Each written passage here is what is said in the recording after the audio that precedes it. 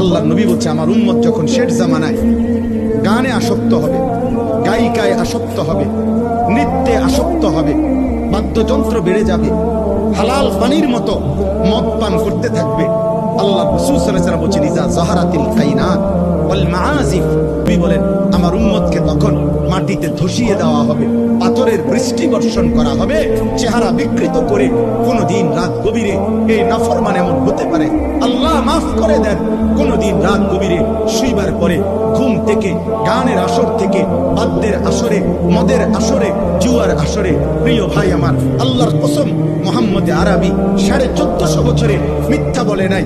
এই পাপের শাস্তি হিসাবে নবী বলছে চেহারা কোনদিন অচিরেই শেষ জামানায় আমার উম্মতের চেহারা এই গান, বাদ্য, মদ, নেশা, জুয়ার আসক্ত ব্যক্তির চেহারা মানুষের সুরত বদলিয়ে পশু জানোয়ারের আকৃতি হয়ে যাবে।